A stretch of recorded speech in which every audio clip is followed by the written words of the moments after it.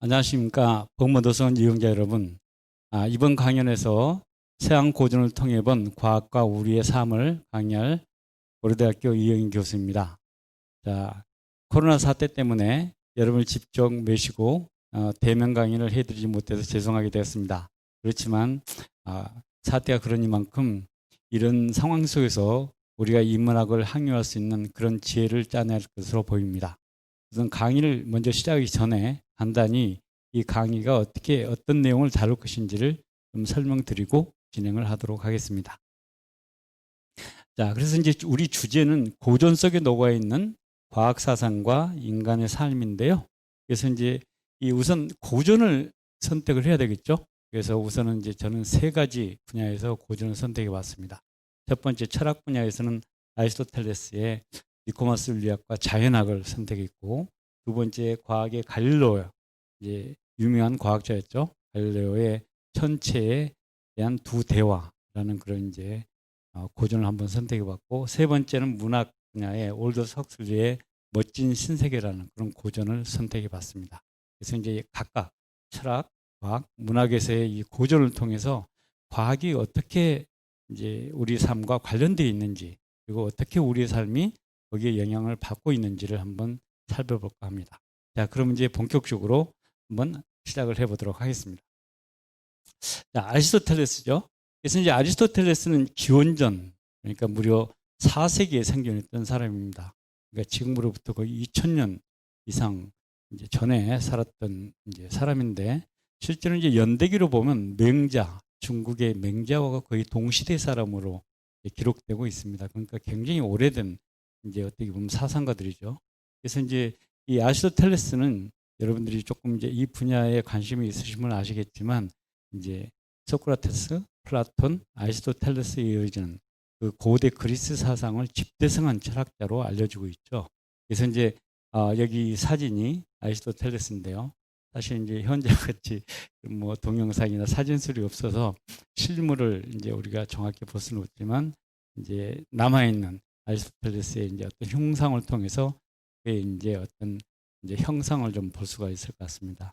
그래서 이제 실제로 이 아리스토텔레스가 뭐 유명한 사람 치고 이제 중요성이 떨어진 사람은 없겠지만, 이 아리스토텔레스는 적어도 서양 문화에서는 서양의 학문을 정초시켰다라고 평가를 받고 있습니다. 그러니까 단순히 철학자로 끝나는 게 아니라 철학, 정치학, 시학, 예를 들면 그럼 뭐 심지어 자연학, 요즘 치면 자연과학 분야까지, 의술까지, 의학까지 모든 학문의 기초를 닦은 인물이죠. 그러니까 어떻게 보면 굉장히 어떤 광범위한 그런 업적을 남긴 인물로 알고 있습니다. 그래서 이제 우리가 이번 강의에서는 이 윤리학을 다룬 이제 책이 니코마스 윤리학인데요. 니코마스 윤리학과 피직스라고 불리는 자연학을 한번 좀 집중적으로 이제 한번 검토해 볼까 합니다. 그래서 이제 뭐 이거 이제 아리스토텔레스를 얘기하면 반드시 좀 그 사람이 얼마나 비중 있는 사람이었나를 알 수 있는 게, 알렉산더 더 그레이트라고 불리는 알렉산더 대왕의 가정교사였어요. 그러니까 그 스승도 뛰어난 만큼 그 제자도 엄청나게 뛰어난. 실내 알렉산더가 뭐 단순히 왕이랬다는 게 중요한 게 아니고, 알렉산더가 남겼던 그 융합 정신, 그러니까 그리스를 넘어서 계속 오른쪽으로 동진해서 인도까지 진출했죠, 그죠? 그래서 이제 서양 문화와 동양 문화가 융합될 수 있는 그런 이제 그 커다란 어떤 동서 문화의 교통로를 마련했던 인물로 평가되고 있습니다. 물론 이제 다른 어떤 정치사적인 그런 업적도 있겠죠. 하지만 우리의 관심사인 어떤 문화 사상면에서 보면 동서 문화의 교통을 열어줬던 위대한 인물로 평가되고 있습니다. 그리고 이제 또 하나의 이 알렉산더를 가르치고 나서 아리스토텔레스는 이제 은퇴 후 니케온이라는 이런 대학을 설립했습니다. 그래서 이제 현대 대학의 시초라고 불리는 이제 자기 선생했던 플라톤이 세웠던 아카데미아와 이제 쌍벽을 이루는 그런 대학 시설이었는데요. 하여튼 여러 가지 면에서 하여튼 커다란 업적을 남겼다라는 점을 좀 이제 기억해 주시면 좋겠습니다. 그래서 이제 이 흔히 이제 이 그리스 문명을 소개하다 보면 이제 이 그림, 이 라파엘로가 그린 아테네 학당이라는 이런 이제 그림을 이제 우리가 소개하게 되는데, 여기 중앙을 보시면 이 왼편에 여러분이 보시기에 이제 제가 보기에 왼편이에요. 여러분 이 인물이 지금 스승인 플라톤이고 오른쪽에 있는 인물이 아리스토텔레스입니다. 근데 이제 중요한 점이 이 두 사람이 가르치고 있는 손의 방향을 좀 보실 필요가 있어요. 지금 플라톤은 손을 오른쪽으로 이렇게 하늘을 향해서 가리키고 있고 아리스토텔레스는 바닥을 향해서 가르치고 있죠. 이게 이제 이 두 사람의 사상의 커다란 차이점입니다. 플라톤은 진정한 것은 현 세상이 아니라 지상계가 아니라 천상계에 있다. 또는 이데아의 세계에 있다. 이렇게 주장을 했고 아리스토텔레스는 중요한 것, 본질, 형상 이런 것들은 이 지상계에 있다라고 주장을 했습니다. 그러니까 어떻게 보면 플라톤의 사상은 초월론자였고 아리스토텔레스의 사상은 경험론자였다. 이렇게 이제 평가를 할 수 있겠죠. 이제 기타 여기 이제 많은 인물들이 있는데 그걸 우리가 시간 관계상 생략을 하겠습니다. 그러니까 지금 아리스토텔레스의 이 사상의 이 손가락의 방향이 바로 뭐냐면 중요한 것은 지금 우리가 살고 있는 이 지상계에 있다는 거예요. 그러니까 우리가 앞으로 이제 관심을 갖게 될 우리의 삶도 삶의 중요한 행복이라든지 삶의 의미, 목적은 어디서 찾아야 되냐? 현실 속에서 찾아야 되겠죠. 플라톤은 그게 아니라 현실은 몸은 영혼의 감옥이라고 봤어요. 그러니까 그런 것을 벗어난 세계, 초월 세계에서 삶의 목적이나 의미나 중요성이 찾아질 수 있다고 주장한 반면에 그의 제자였던 아리스토텔레스는 그게 아니라 현실 속에서 이 우리가 지금 현재 생활하고 같이 정치를 하고 같이 노동을 하는 그런 우리 현실적인 삶 속에 중요성이 들어있다고 주장을 했던 거죠. 그런데 이런 생각이 단순히 철학사상으로 제시된 게 아니라 과학과 결부돼서 제시되는 데 중요성이 있습니다. 우리가 그 연결점을 좀 잠시 보도록 하죠. 그래서 이제 아리스토 출발점은 이제 뭐였냐면 역시 철학자답게 이 세상의 생성, 변화, 운동하는 그 원인은 무엇인가라는 것으로부터 출발을 했어요.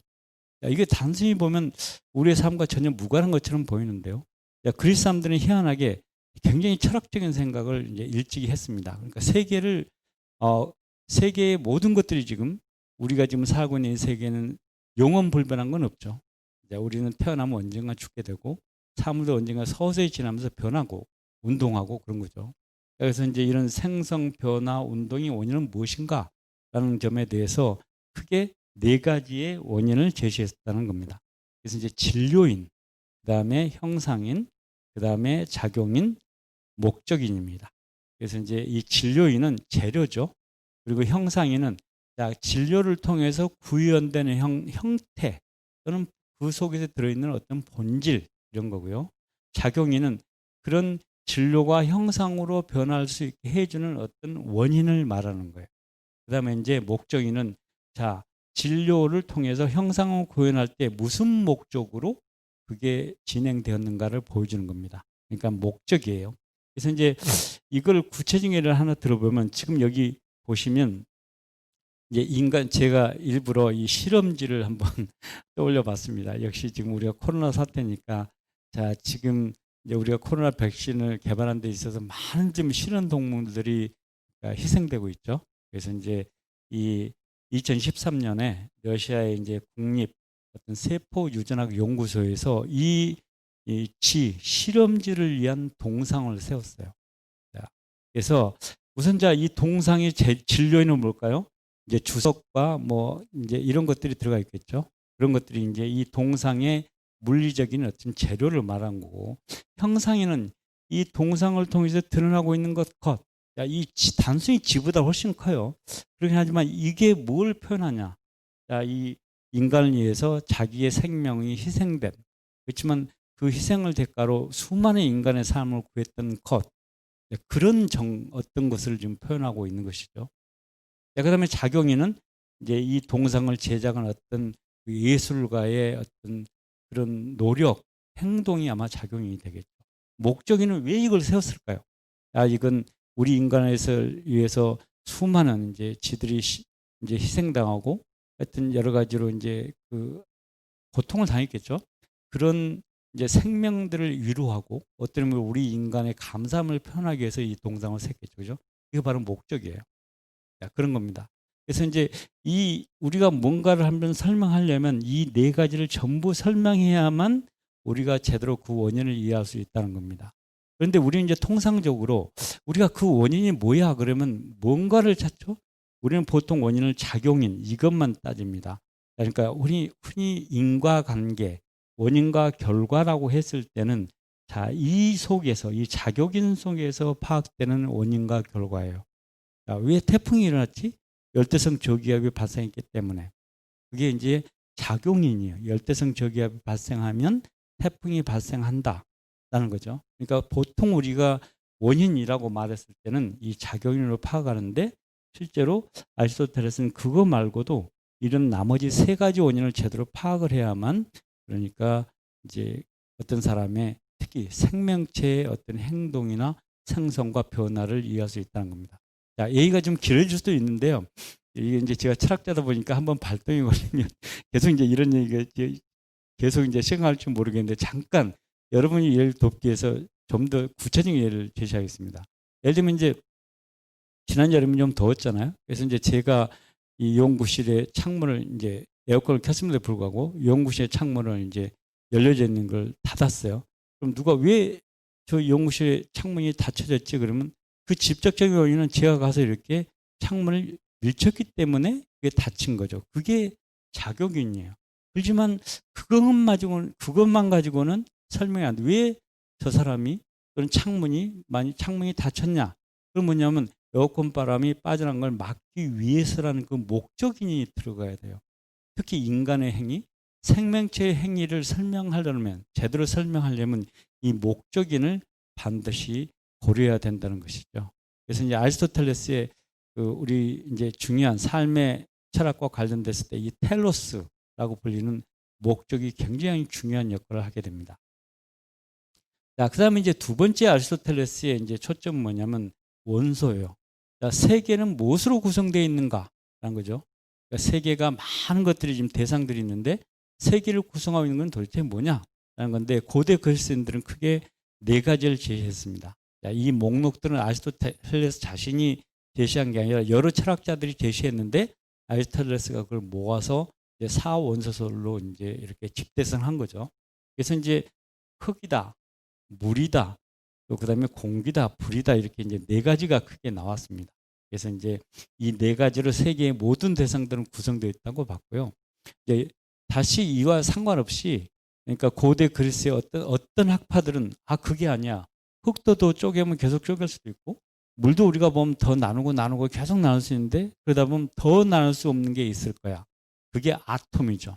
아는 이제 불가능하다는 접두사고 톰은 나누다 보니까 더 이상 나눌 수 없는 것 그게 원자예요.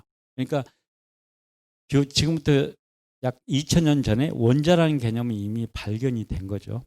발견이 됐습니다. 그래서 이제 우리가 항상 느끼지만 질문을 잘 던지면 멋있는 답이 나온다는 것이죠.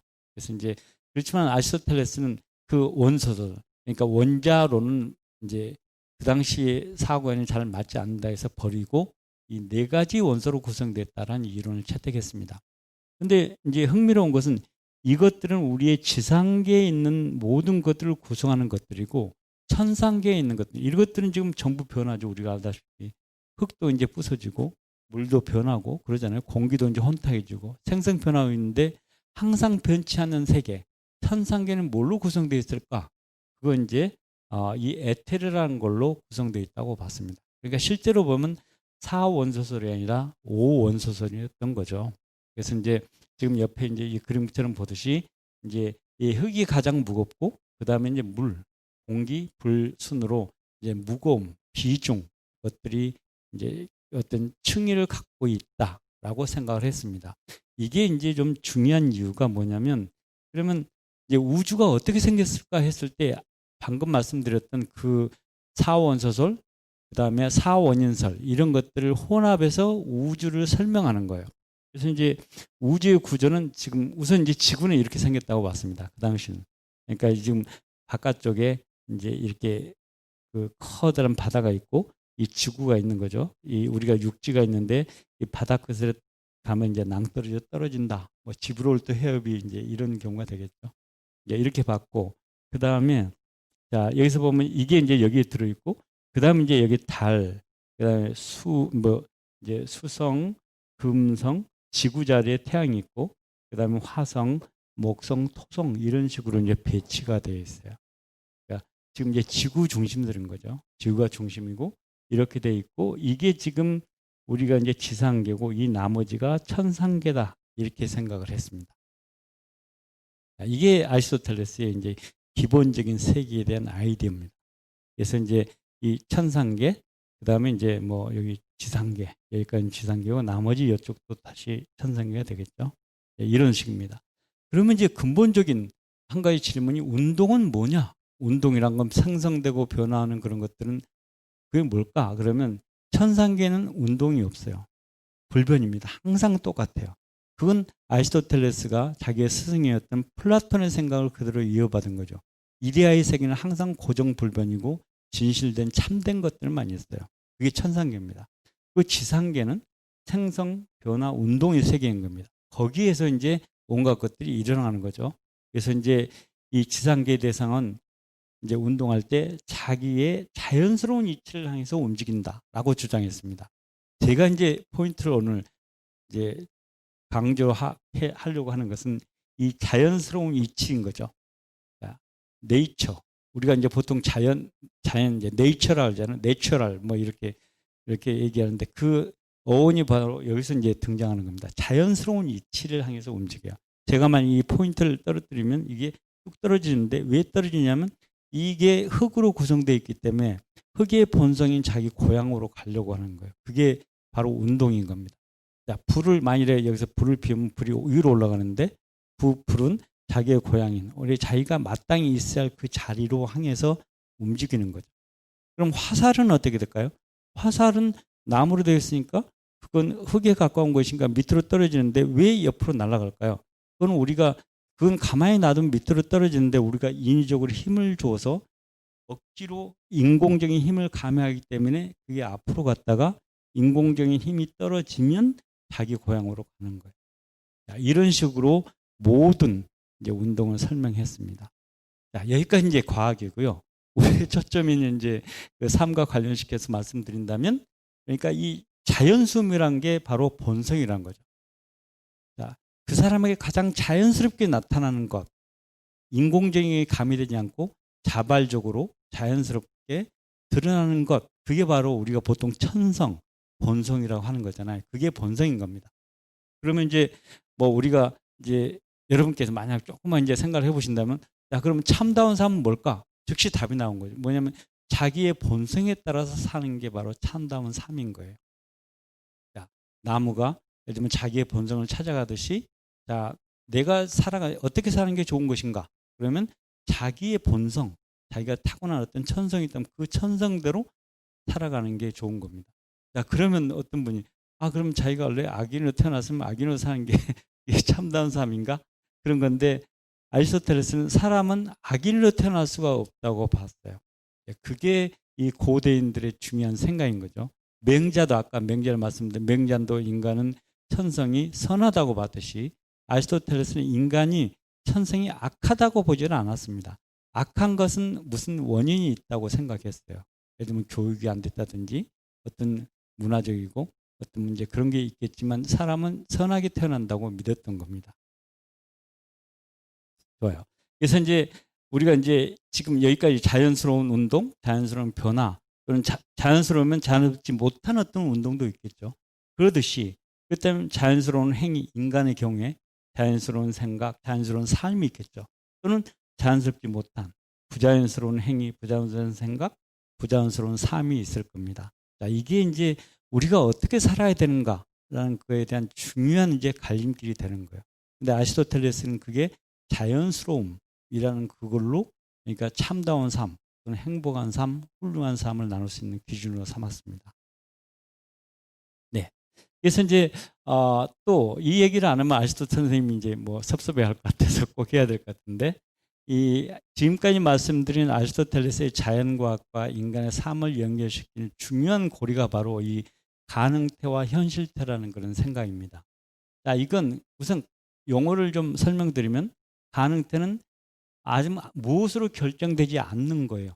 가능성이 그런 겁니다. 그 가능성이 조금 구현되면 이제 현실태로 바뀌어요. 그러니까 가능성이 조금 현실적으로 구현된 게 바로 현실태입니다. 자, 그러니까 예를 들면 이제 도토리를 한번 생각해 보시죠. 여러분이 도토리 열매를 갖고 있으면 그건 아직 크면 이제 상술이 도토리 나무가 될 텐데 아직 도토리 나무는 아니잖아요. 자, 그건 순수한 현실태예요. 순수한 가능태입니다. 근데 그 도토리 나무를 땅에다 심고 적정한 물을 주고 그러면 그게 점점점 이제 이렇게 뭐가 돼서 조금 싹이 나오고 그다음에 이제 관목이 되고 점점 이제 커서 커다란 나무가 돼서 이제 도토리도 열리고 이렇게 되겠죠. 그겁니다. 그러니까 열매 자체는 가능태에 불과하지만 거기에 영양과 적절한 뭐 수분 그런 것들이 가미되면 그 가능태들이 점점 현실대로 바뀌어서 최종적으로 자기가 가진 가능성을 전부 현실성으로 바꾼 것. 그게 바로 이제 순수한 현실태가 돼요. 될 것이 이제 이 순수한 현실태가 될 겁니다. 그러니까 자기가 가지고 있는 모든 가능성을 전부 구현한 존재. 그게 이제 순수한 현실태가 되겠죠. 이건 이제 도토리 문제가 아니라 인간이라고 생각해 보세요. 여러분이 만일 태어났을 때, 바로 태어났을 때는, 그러니까 어떻게 보면 아리스토텔에 따르면 순수한 가능태인 거죠. 온갖 가능성을 다 가지고 있습니다. 근데 어떤 교육을 받고, 어떤 환경에 자라나고, 어떤 경험을 했는가에 따라서 자기가 가지고 있는 그 경험, 가능태가 점점 현실화되고, 또 그게 현실화되지 못한 것도 있겠죠. 그러면서 자기가 가진 것들을 진짜 문자 그대로 완전히 구현한다면 그 사람은 이제 순수한 이제 현실태가 될 겁니다. 자, 인간은 이 중간 어딘가에 있어요. 그리고 중요한 건 뭐냐면 이 현실태는 가능태의 목적으로 작용한다는 겁니다. 왜 상수리 나무가 땅 속에서 이렇게 묻혀서 예를 들면 거기에 해서 점점 뿌리를 내리고 나무를 이렇게 위로 올리고 그럴까? 그건 뭐냐면 나중에 커서 상수리 나무가 돼서 거기에 자기 자신이 다시 상수리 열매를 도토리를 열리고 그 다음에 그늘을 만들고 하려는 그런 어떤 목적을 갖기 때문이에요. 그러니까 이 순수한 현실태는 이 가능태들이 이쪽으로 변화하고 운동하도록 이끄는 어떤 원인으로 작용합니다. 목적인으로 작용해요. 그러니까 인간의 모든 행위는 그러니까 아리스토텔에서 따르면 뭔가 여러분이 의식하든 않든 간에 상관없이 여러분의 어떤 삶의 목적을 구현하기 위한 어떤 과정에 있는 겁니다. 여러분의 인생 매 순간들은 여러분이 가지고 있는 어떤 삶의 어떤 가능성을 그러니까 현실성으로 바꾸기 위한 그런 과정인 거예요. 그리고 그 과정을 계속 멈추지 않고 계속 유도하는 뭔가 목적이 있다라고 아리스토텔레스는 주장을 했습니다. 그게 바로 이제 우리 인간의 삶인 거죠.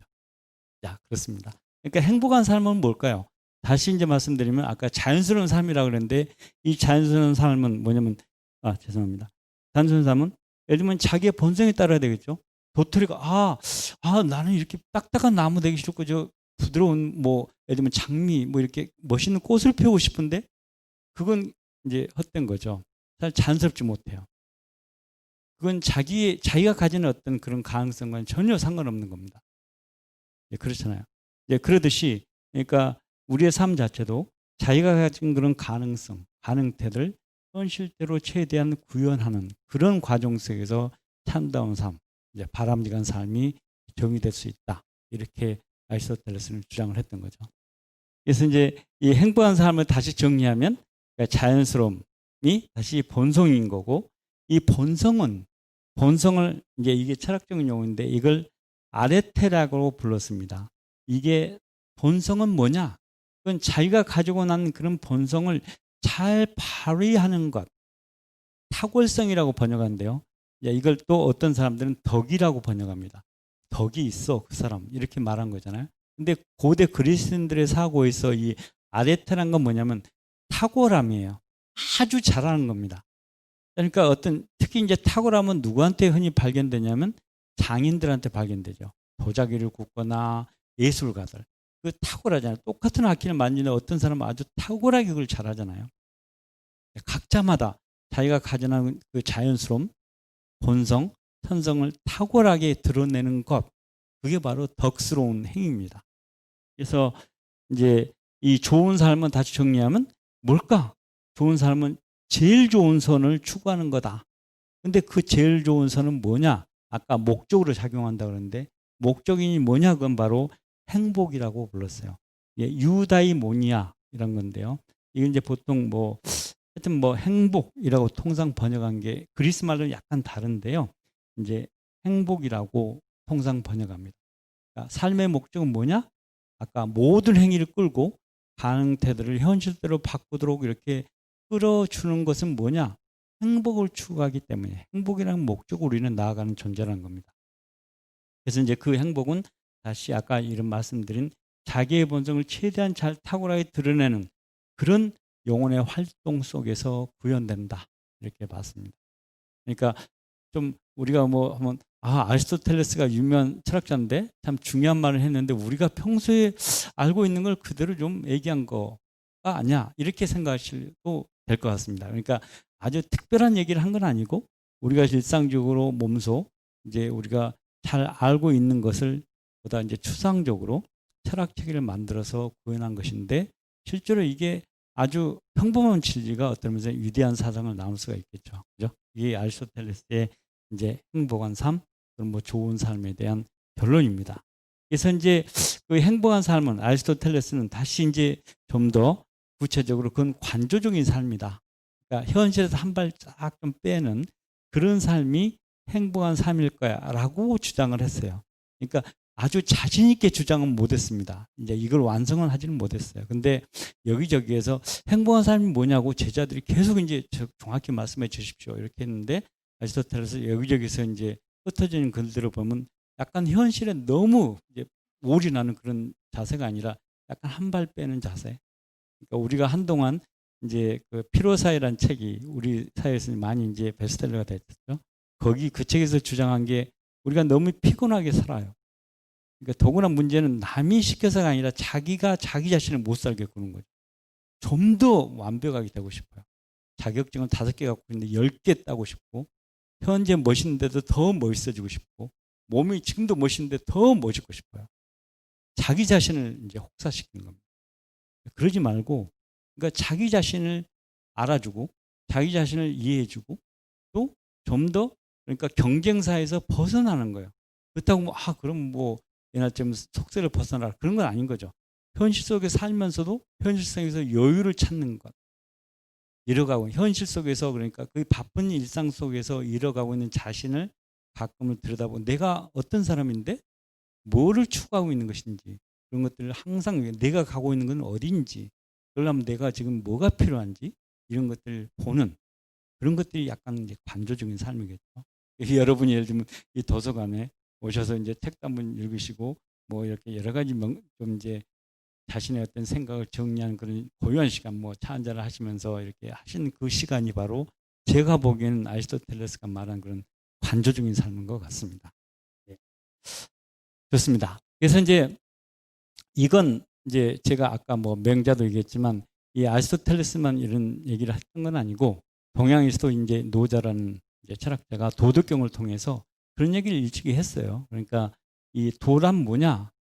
아리스토텔레스로 말하면 최고선은 뭐냐? 그건 무의자연이라고 얘기했어요. 무의는 일부러 안 한다는 거죠. 무의. 인위적인 것은 안 하고 자연스러움을 딴다. 여기에 자연이 등장하잖아요. 거의 일맥상통하는 겁니다. 각기 이제 동양과 서양의 어법으로 표현하긴 했지만 같은 진리를 지금 표현하고 있다. 이렇게 보면 될 것 같습니다. 그래서 이제 그 아리스토텔레스는 최고의 행복한 삶이 뭐냐? 그러면 아까 관조적인 삶이라고 얘기했잖아요. 노자는 거기에 대해서 뭐라고 했냐면 상선약수라고 얘기했습니다. 최고의 좋은 선은 물과 같다고 했어요. 자연스럽게. 물은 억지로 구분은 구분대로 자연스럽게 그 자기가 주어지는 환경에 따라 흘러가잖아요. 그게 바로 이제 물과 같다라고 얘기했는데 아리스토텔레스는 약간 이제 그걸 이제 관조적인 삶 이렇게 얘기를 했던 거죠. 약간 이제 거기서 차이가 있긴 하지만 근본적인 이제 공통성 가지고 있는 게 일부러 인위적인 것은 안 한다. 자연스러움을 따른다. 라는 그런 생각은 두 철학자가 두 이제 위대한 사상가들이 일치했던 것이죠. 그리고 이제 그런 것들이 새삼스럽게 지금 이제 2000년이 지난 이 시대에 있어서 우리에게 굉장히 필요한 이제 어떤 지혜로 다가와요. 그러니까 우리가 이렇게 굉장히 고대에 비하면 수명도 엄청 늘어나고 편리한 삶 속에 살고 있지만 그렇지만 우리가 어떻게 살아야 되는가? 무엇이 행복한 삶인가라고 물어봤을 때 그에 대해서 말할 수 있는 것은 그러니까 우리의 타고난 삶, 타고난 덕 그런 것들을 충분히 자기의 개성인 거죠. 자기가 갖고 있는 어떤 개성, 생각을 남이 뭐라든 간에 꿋꿋하게 발휘하고 그로부터 만족하고 그걸 또 통해서 이웃에 봉사하고 같이 더불어 살고 이런 것들이 바로 행복한 삶이다. 이렇게 주장을 했던 것입니다. 네. 좋습니다. 그리고 이제 또 하나 아리스토텔레스가 이제 중요한 것이 자연뿐만 아니라 중용이라는 개념도 주장을 했다는 거예요. 그래서 이제 그러면 어떻게 덕을 잘 발휘할 수 있을까? 아까 덕에 따르는 삶을 살면 행복한 삶이다 그러는데 그럼 어떻게 덕을 발휘할 수가 있어요? 어떻게 탁월함을 드러낼 수 있어요? 그러면 아리스토텔레스는 중용에 따라야 된다라고 얘기했어요. 그러니까 이거 이제 중용은 뭐냐면 이게 이제 그리스 말로 메조테스라는 건데요. 이제 이런 거예요. 예를 들면 용기란 비겁과 만용의 중용이다. 중간이다. 예를 들면 절제란 인색과 낭비의 중간이다. 긍지란 비굴과 교만의 중간이다. 이렇게 주장했어요. 맞는 말이죠. 삶을 살다 보면 자 우리는 흔히 말하는 폼나게 산다는 게 이쪽이잖아요. 그냥 이렇게 살고 싶어요. 그렇지만 이건 흔히 말하는 지나친 거고 이건 또 부족한 거예요. 우리 삶의 지혜는 여기에 있다고 봤습니다. 자 그러면 이제 흔히 제가 이제 학생들한테 이 강의할 때 그러면 이게 산술적인 중간입니까? 딱 중간 우리가 평균 내듯이 그런 중간입니까? 근데 그렇지는 않았어요. 그렇게 말했으면 아리스토텔레스의 세상이 지금까지 높이 평가되지 않겠죠. 아리스토텔레스는 역시 이제 현명했습니다. 그건 뭐냐면 중용적 태도는 산술적 중간이 아니라 사람과의 관계에서의 중간이라고 얘기했어요. 그러니까 사람과의 관계, 내가 어떤 사람과의 관계에 있어서 내가 용기를 발휘하는 것은 그와 나와의 관계 속에서 형성되는 거지 그게 일반화될 수는 없어요. 용기스러운 삶은 항상 그렇게 사는 거 아니에요. 상황에 따라서 용기스러운 상황이 다른 상황에서는 비겁할 수도 있어요. 그 상황에 따라서 특히 내가 어떤 사람과의 관계 속에서 이럴 때는 이게 용기 있는 행동이지만 다를 때는 그게 예를 들면 만용에 가까울 수도 있어요. 그러니까 그런 굉장히 융통성 있는 개념이라는 겁니다. 이게 이제 아리스토텔레스의 중용 사상이에요. 그러니까 이제 넘치지도 말고 부족하지도 말라는 그런 이제 충고인 것이죠. 그래서 이제 이것도 여러분도 아시다시피 유학에서도 중용이라는 사서의 한 게 있죠. 그래서 이제 그 중용 책을 보면 이 주의라는 주자가 이 책을 따로 이제 떼내서 이제 중용이라고 따로 편집을 했는데요. 거기 이제 인트로덕션 입문서에 보면 정자라고 주위의 이제 선배 철학자가 한 말을 인용하고 있습니다. 중이란 치우치지 않음이고 용은 바뀌지 않음이다. 이렇게 했어요. 치우치지 않는 건데 또 추가했죠. 아리스토텔레스한테 발견되지 않는 그러니까 바뀌지 않는 것. 항상 똑같아야 돼요. 그러니까 이럴 때는 저렇게 하고 저럴 때는 저렇게 하고 이런 것들.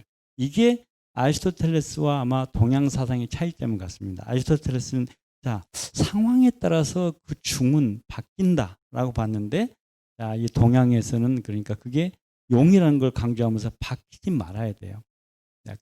그러니까 보다 고차원적인 얘기를 하고 있는 것이죠. 아리스토텔레스는 아까 항상 플라톤과의 대립적인 상황에서 항상 현실적인 상황을 고려한 데 비해서 동양 사상은 좀 더 추상적인 세계, 그러니까 자세, 항상 굳건한 어떤 원리로 작용해야 된다 이렇게 주장하는 차이점이 있습니다.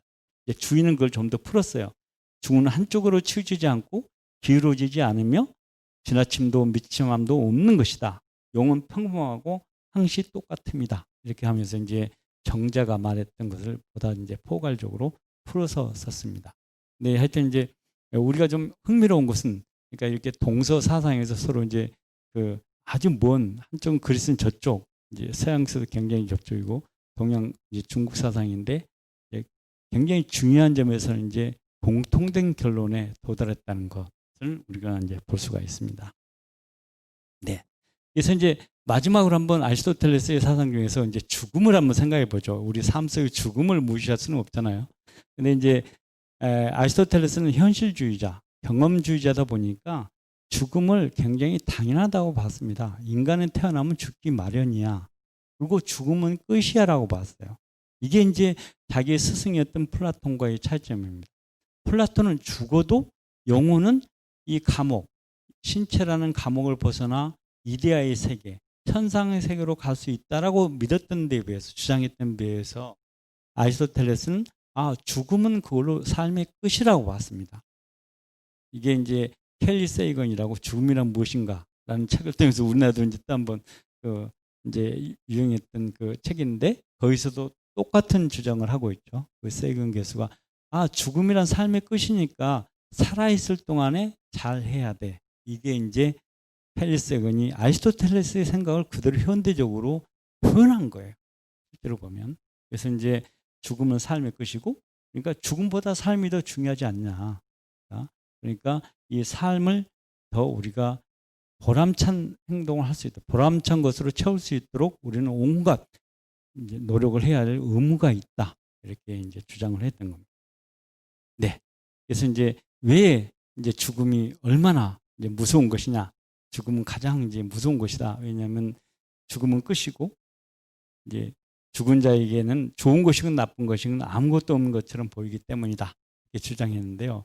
이건 이제 아리스토텔레스뿐만 아니라 그 이후의 철학자들도 이 생각을 계속 발전시켰고, 이제 아까 말씀드렸던 켈리 세이건의 책에서도 이 구절이 다시 이제 인용되고 있죠.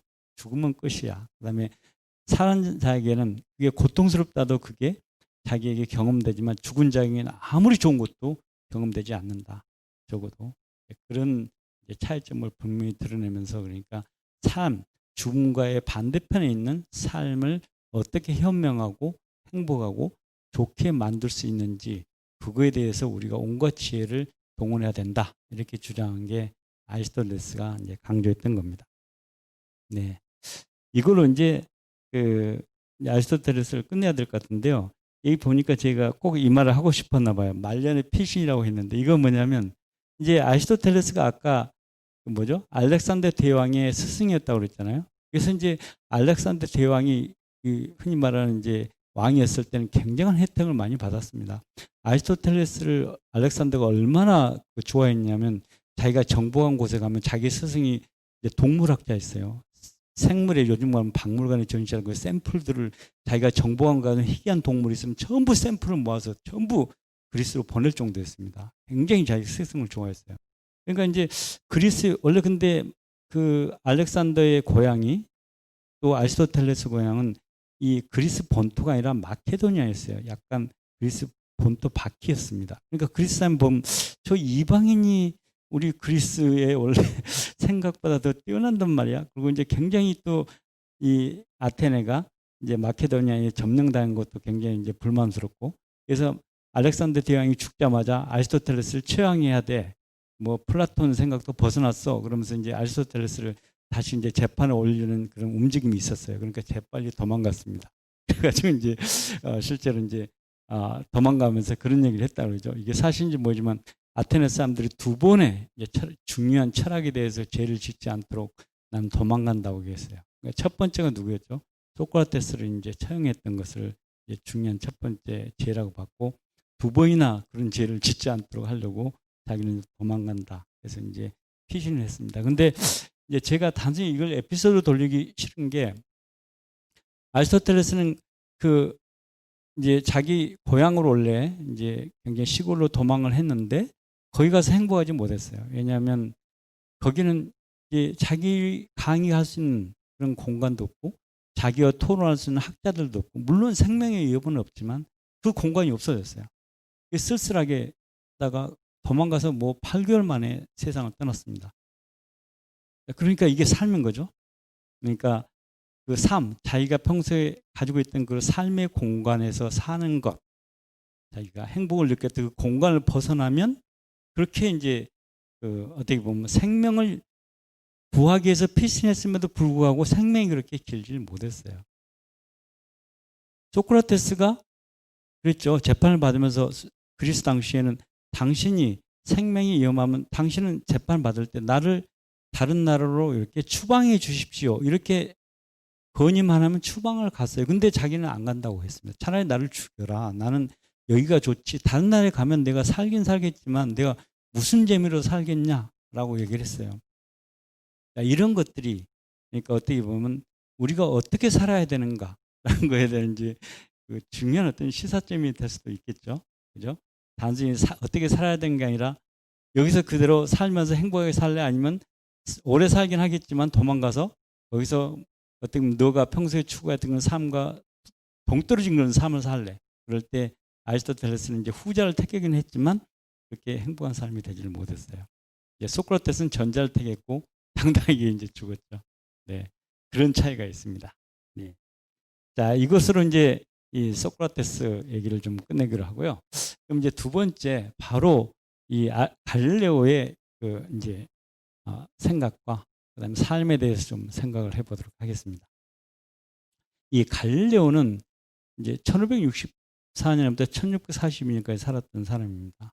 그래서 이 갈릴레오는 이제 태어날 때부터는 아니지만 이제 굉장히 명석한 자연과학자였어요. 여러분 보면 과학자였습니다. 그래서 이제 그 당시에 유명한 과학자들은 이제 그 당시에 이제 교회가 중심인 사회였으니까 교회 중심의 대학에 이제 있는 게 아니라 교회 말고도 그 당시에는 이태리가 이제 통일이 안 돼서 각 그 공화국이 있었죠. 나라로 분열되어 있는데 그 나라마다 서로 이제 자기의 도시국가죠.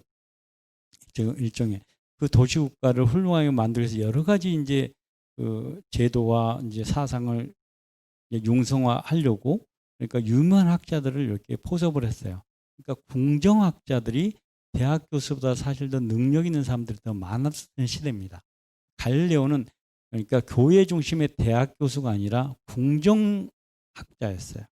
연봉이 더 높았습니다. 궁정학자들이 대학교 그 교회 중심의 대학 교수보다 연봉이 한 3배 정도 높았다고 그래요. 굉장히 이제 명성했던 것으로 유명이 났던 거죠. 근데 이제 특히 업적이 뭐였냐면 그 당시에 네덜란드에서 이제 만원경이 발명됐다는 소리를 들었어요. 근데 그 당시에 만원경은 네덜란드가 예로부터 렌즈 깎기로 유명한 나라였는데 주로 뭐였냐면 이제 기부인들이 이렇게 이제 안경을 몇 개 렌즈를 해서 저기 멋있는 남자가 있네 얼마나 멋있나 이렇게 보던 이제 그런 용도로 쓰였을 뿐이에요. 근데 갈릴레오가 그걸 즉시 가져다가 그때 배율이 몇 배였냐면 2배 내지 3배였던 그 만원경을 가져다가 30배 배율로 높였습니다. 진짜 과학 실험 도구로 발전시켰던 거죠. 그래가지고 목성에 위성이 있다는 걸 발견했어요. 그 당시에. 그래서 지금도 목성의 위성 중에 갈릴레오의 이제 이름을 따는 목성들이 있죠, 그죠? 이제 그런 정도였고요. 그래서 이제 이게 이제 갈릴레오가 순탄하게 과학자로 이제 이름을 날렸던 시기고, 그 다음에 또 하나 갈릴레오의 인생의 결정적인 전개는 1623년에 있었습니다. 이 바르베리니 추기경이라고 갈릴레오하고 같이 이제 말도 여러 가지 얘기도 많이 같이 하고 같이 이제 포도주도 같이 잘 마시고 그 당시에 이제 추기경님들 술도 좀 드셨나 봐요. 하여튼 이제 그러면서 이제 같이 이제 굉장히 재미있게 삶을 같이 했던 분이 교황으로 선출됐어요. 그러면 얼마나 그 당시에 교황이 이제 세계 이제 그 당시에 서구사회 대통령이었으니까요. 어떻게 보면 그러니까 갈릴레오 이상이 어느 정도였던 걸 짐작할 수 있죠. 그래서 이제 갈릴레오의 전성기가 됐어요. 그런 판인데 유감스럽게 갈릴레오는 그러니까 약간 보면 이제 자기의 그 어떤 위상을 이제 해칠 수 있는 그런 생각을 하게 됐던 게 뭐냐면 그러니까 우주의 중심이 뭐냐라는 거에 대해서 흔히 말하는 이제 지동설, 천동설 했을 때 그러니까 지동설을 주장했던 거죠. 다시 말하면 이제 태양 중심설을 주장했던 겁니다. 그것 때문에 그래서 이제 1632년에 이제 지구 중심설이 얼마나 엉터리 같은 이제 이론인가를 보여주는 그 책을 하나 발간했습니다. 그게 2가지 주요 세계관에 관한 대화라는 긴 제목인데 흔히 이제 학자들은 대화라는 책으로 이제 줄여서 발음합니다. 그래서 이제 이 대화라는 책을 출간했고요.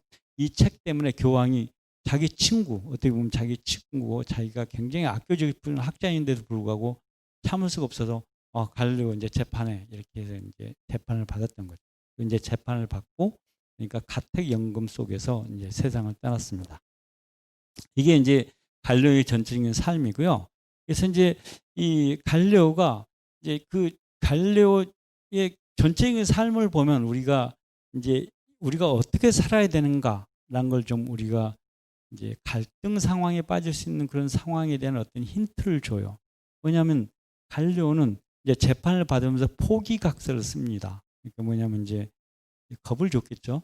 그 당시에 물론 이제 뭐 종교 재판은 옛날에 종교 재판은 막 고문도 하고 그랬다는데 실제로 갈릴레오는 굉장히 융숭한 대접을 받았습니다. 그러니까 재판관들이라 할지라도 감히 이제 교황에 이제 굉장히 가까운 사람인데 고문할 수는 없었죠. 그러니까 요즘 같은 특급 호텔 바티칸 옆에 있는 아주 좋은 이제 숙소에 방을 마련해주고 잠도 충분히 자고 그렇게 이제 좋은 말로 했을 텐데 말은 굉장히 협박했을 거예요. 그래서 이제 이런 포기각서를 썼어요.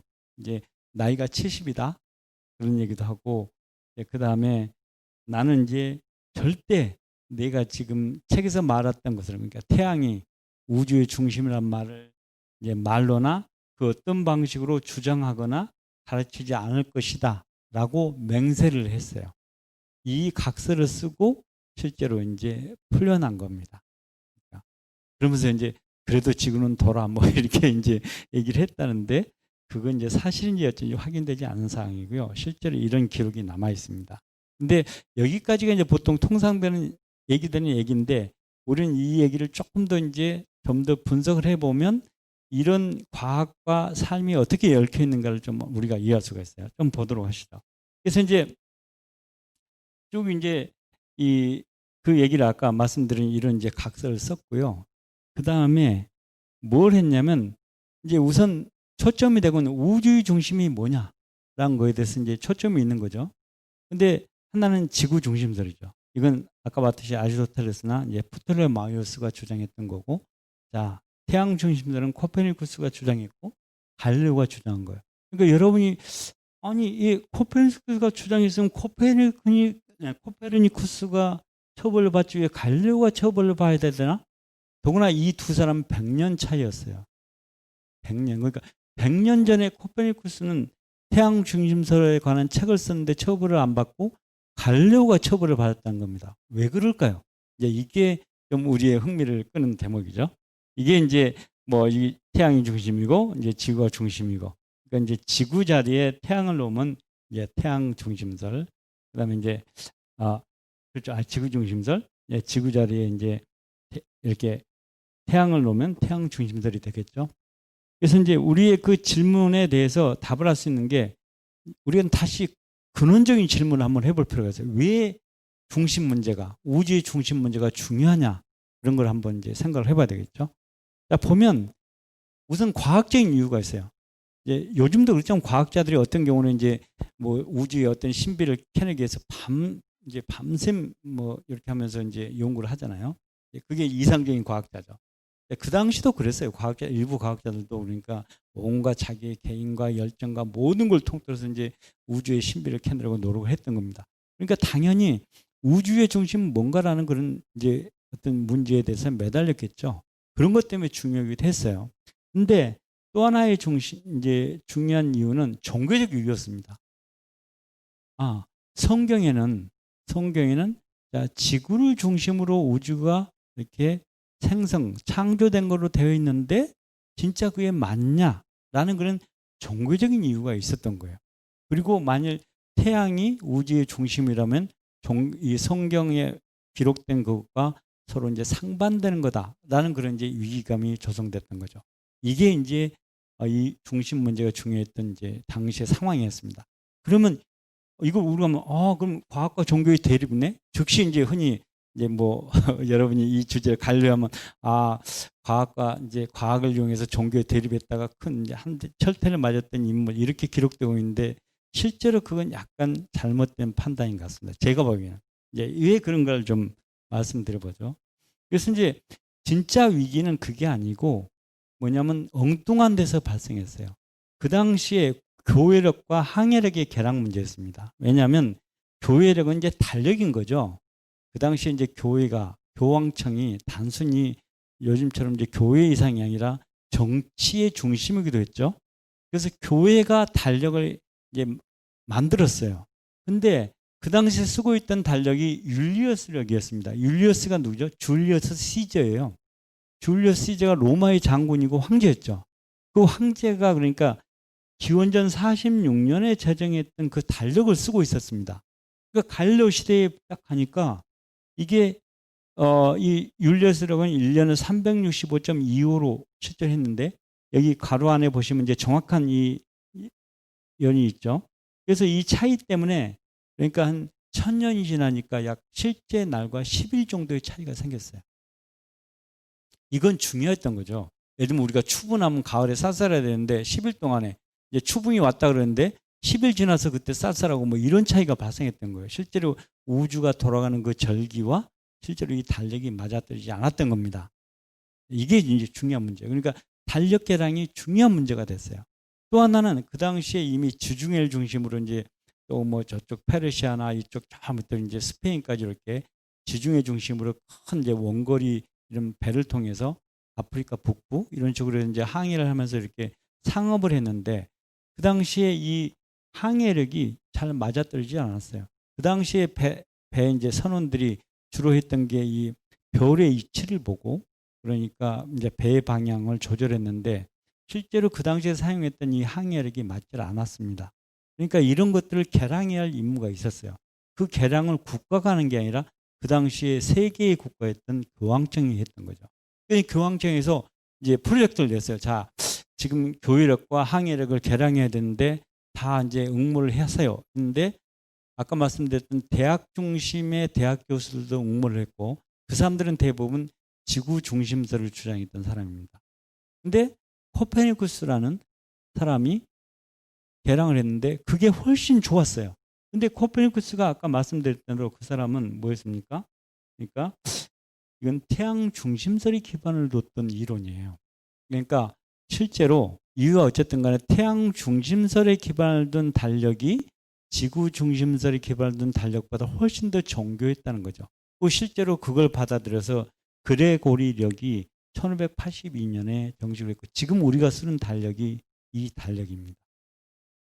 그러니까 이제 이러면 교회가 약간 난처해지지 않겠어요? 왜 그렇겠습니까? 아, 성경 교리에 따르면 지구 중심설이 맞는데 보니까 실제 이런 이유 때문에 태양 중심설에 기반을 둔 달력을 자기들 스스로 제작해서 배포한 거예요. 그럼 뭔가 좀 약간 이제 모순점이 있으니까 그걸 뭐 이렇게 이런 뭔가 이유를 제시해야 되겠죠. 교회가 아주 똑똑했습니다. 아주 현명한 교회 전략을 제시했는데 뭐냐면 현상과학의 전략이라는 전략을 제시했죠. 이게 이제 우리말로 번역하면 좀 어색한데 to say phenomena, phenomena가 눈으로 보이는 현상, 것, 이제 그걸 현상이라고 그러는데요. 자, 이게 이제 제가 학생들한테 설명할 때 이 그림을 자주 이제 활용합니다. 여러분께도 좀 보여드리겠습니다.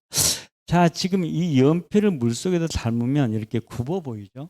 그럴 때 이 연필은 실제는 똑바른 거잖아요.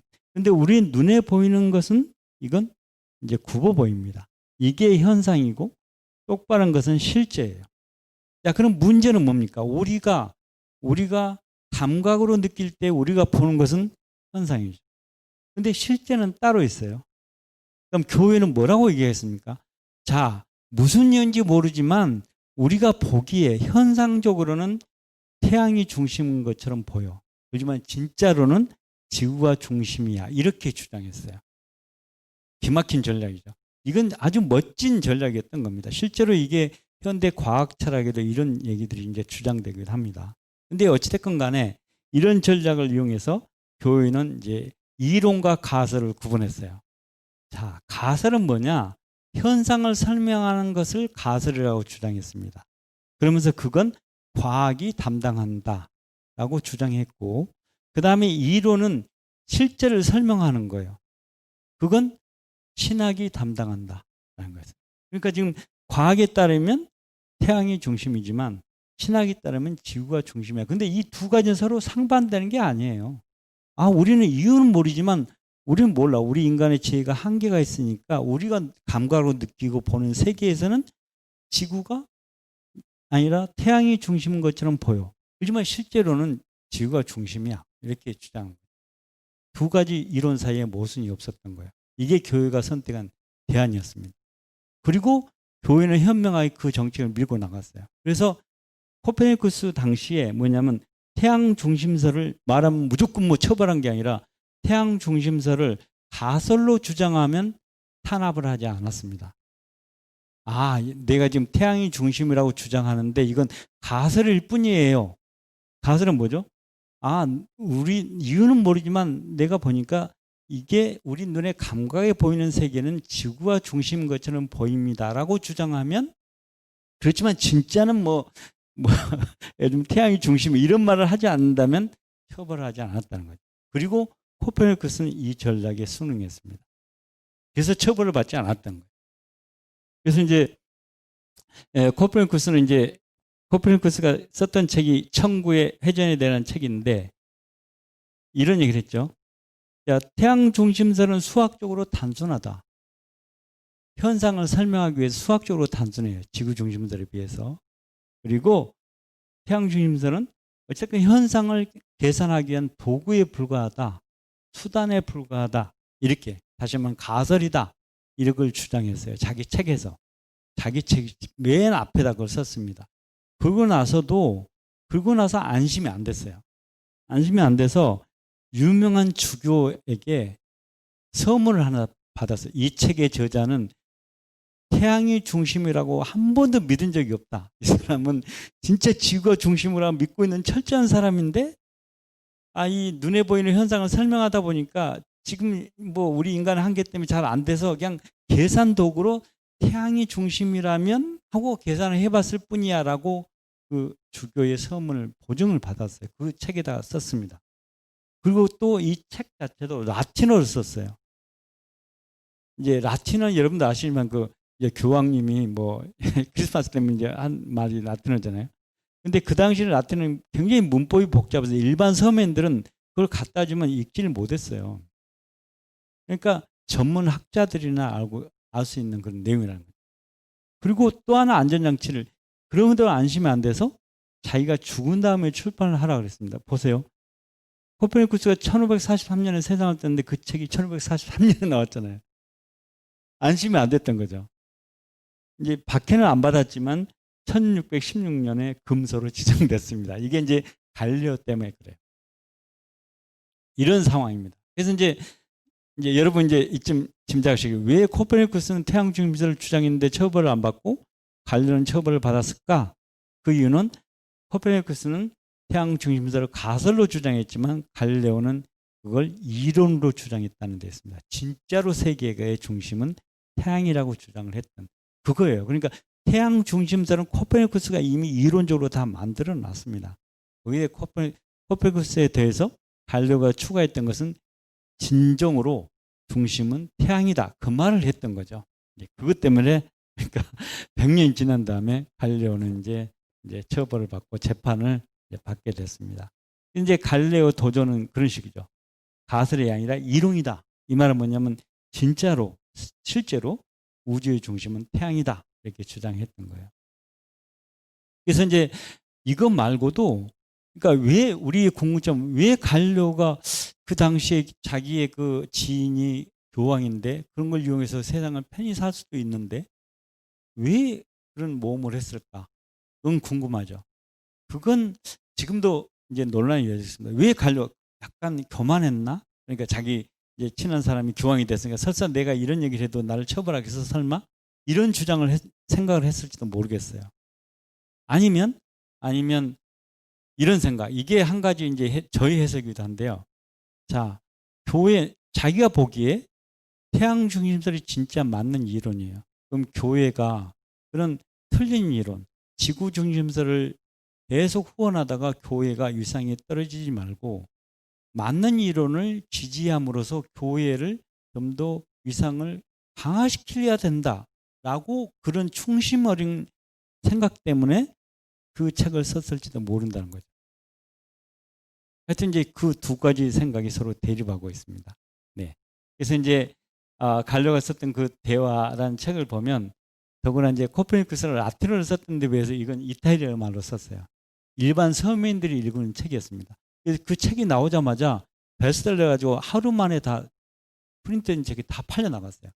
너무나 재밌었던 거죠. 그러니까 그 당시에 이제 일반 약간 이 문제에 관심이 있었던 일반 지식인들이 야, 진짜 제가 의심하고 있던 그 생각을 그대로 드러냈기 때문에 태양이 중심이라네. 이런 이제 생각을 과감하게 드러냈다는 점에서 금방 이제 베스트셀러가 됐어요. 교회로서 이제 더 이상 참을 수가 없었던 거죠. 그래서 즉시 이제 체포를 해서 이제 정교 재판에 회부했던 겁니다. 그래서 이제 이 책이 더구나 이제 교황을 화나게 만들었던 것은 지구 중심설을 주장하는 것은 매우 어리석은 짓이다. 코믹한 짓. 그러니까 말도 안 되는 얘기를 하는 것이란 것을 아주 갈레오가 굉장히 달변가였어요. 굉장히 이제 그 상대방하고 하면 논쟁을 즐겨하고 또 굉장히 다혈질이었습니다. 그러니까 굉장히 말이 많은 사람이에요. 그래서 이 책에서 여실하게 그러니까 지구 중심을 주장하는 사람 진짜 바보 같은 사람들이야. 그냥 이성적이지 않은 사람의 그걸 아주 코믹하게 보여줬어요. 그러니까 교황이 그 책을 딱 보고 나서 잡아들여 이렇게 이제 배신감을 느꼈겠죠. 그래서 이제 이 책의 초판의 표지입니다. 이 세 사람이 등장해요. 그러니까 지금 여기 이제 이 사람이 이제 예를 들면 뭐냐면 그 지구 중심설을 주장하는 사람, 이 사람은 이제 태양 중심설을 믿는 사람, 그다음에 이 사람은 이제 중재자예요. 두 사람 얘기를 듣고 이제 맞장구 치면서 이렇게 얘기를 끊어가는 세 사람이 있는데 이 사람은 실제로 엄격하게 그 책에서 보면 중립자의 위치에 있다 그러면서도 실제로 이 사람이 바보 같은 소리를 하고 이 사람이 제대로 된 소리를 한다는 걸 해서 그렇군요. 진짜 멋있는 말이네. 왜 근데 이 사람 말은 형식판 없죠. 이런 식의 이제 그런 걸 논평을 해요. 그러니까 처음에 했던 말과 전혀 이제 다르게 책을 이제 썼던 겁니다. 하여튼 뭐 이제 이런 세 사람이 아까 말씀드린 세 사람이 등장하는데 더구나 코믹한 게 이 아리스토텔레스 이론 지구 중심설을 주장한 이 사람의 이름을 심플리치오라고 이름 붙였어요. 심플이 단순하죠. 그러니까 아주 이제 단순한 사람이 그러니까 좀 그 소박하고 그냥 뭐 말이 안 되는 이제 그런 얘기를 한 사람 이런 식으로 해서 이제 아리스토텔레스 죄송합니다. 갈레오의 그 재치가 그대로 이제 묻어나는 그런 굉장히 문학적인 그런 글이에요. 그래서 이제 이 책의 서문이 제가 이제 시대를 거슬러 가면서 지금 설명해 드리고 있는 걸 눈치채셨을 텐데요. 이 책의 서문에서 갈레오가 그런 얘기를 해요. 뭐냐면 그 몇 년 전 교황청은 지구가 움직인다고 주장하는 피타고라스 학파 또는 뭐 코페르니쿠스 학파의 의견을 금하는 칙령을 내렸다. 금서 목록을 작성했죠. 그런데 천문학 관측에 대해서 아는 게 전혀 없는 성직자들이 급하게 금령을 내려서 지성적인 사색을 방해하고 있다는 불평이 있다라고 한다. 자기 생각을 드러내면서도 이런 생각이 있는데 이런 오만하고 무례한 불평을 듣고 나는 가만히 있을 수가 없었다. 그래서 이 책을 쓴다라고 얘기했어요. 그러니까 이런 것이 말이 아니란 것을 변호하기 위해서 책을 쓴다고 서문을 썼어요. 그런데 막상 책을 열어보면 아까 보셨다시피 이게 진짜다라는 것을 이제 보였던 거죠. 그러니까 이게 이제 갈레오의 이중적인 전략인데요. 아까 그랬듯이 왜 이런 이제 자기의 목숨을 건 어떤 행위를 했을까? 진짜 과학자의 그 용기 어린 행동이었나? 아니면 진짜 그 교회의 당시에 그 잘못된 그런 관행을 빨리 벗어나서 진짜 교회가 택할 수 있는 진정한 길을 나중에 이제 교회가 인정했잖아요. 갈릴레오 재판이 잘못했다. 그 갈릴레오가 350년 후에 지난 후에 교회가 인정을 했습니다. 그건 만약 그 당시에 그걸 인정했더라면 가톨릭 교회가 얼마나 과학을 포섭하면서도 종교적으로 나아갈 수 있는 길을 개척했을지도 모르지 않았을까요? 이건 저희 단순한 상상력이긴 하지만 만약 갈릴레오가 그런 생각에서 했다면 갈릴레오가 대단한 생각을 했던 거죠. 그렇습니다.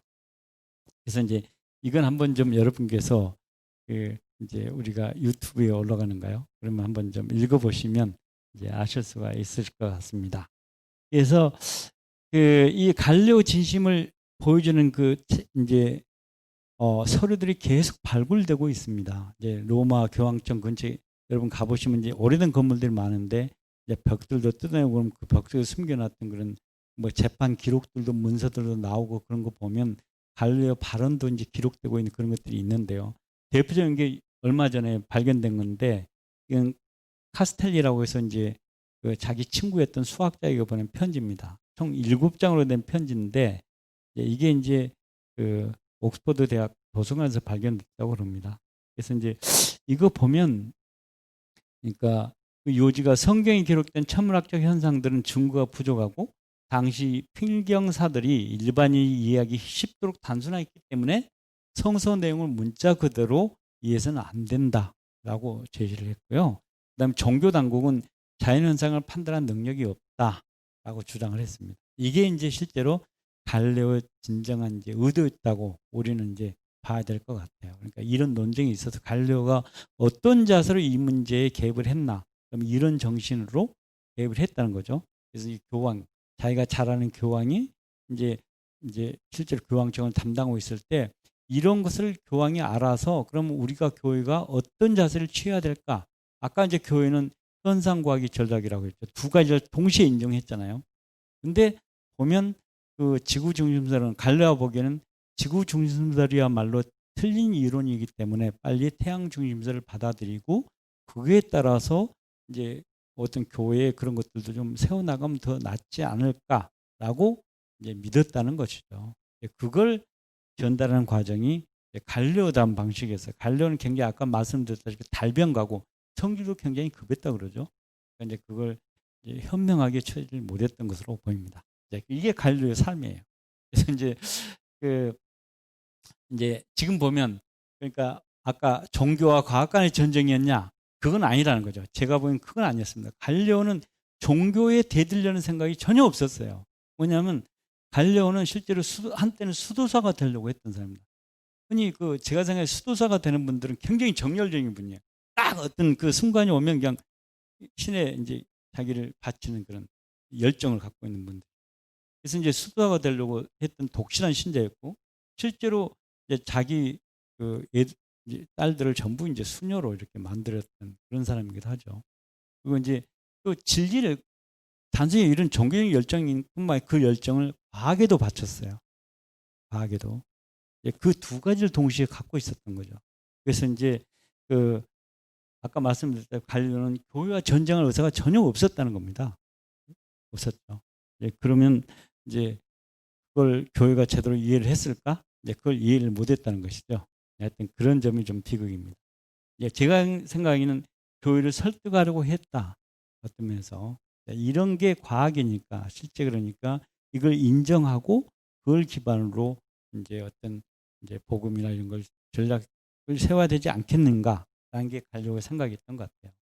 그래서 이제 1992년에 바오로 2세가 이제 이 재판이 잘못된 걸 인정함으로써 이제 모르겠어요. 그 인정했다는 게 갈릴레오의 진심을 수용했다는 것인지 그건 이제 아직도 논란 중에 있습니다. 뭐 일설에 따르면 바티칸에 벽을 하나 걸었더니 교황에게 보고하지 않았던 종교 재판관들의 보고서가 있는데 내가 이런 행동을 하는 것은 교회를 구하기 위해서다 이런 그 증언을 했다는데 그 재판관들이 교황한테 그걸 보고를 안 했다는 거죠. 그걸 보고했다면 갈릴레오를 이제 가택인과 안 시키고 풀어줬을 텐데 이제 재판관들 그럴 수가 없어서 교황에게 보고를 안 했다 이런 이제 그 얘기들이 나오고 있는 걸 보면 그러니까 아직까지도 이 문제는 충분히 해결이 안 된 것으로 보입니다.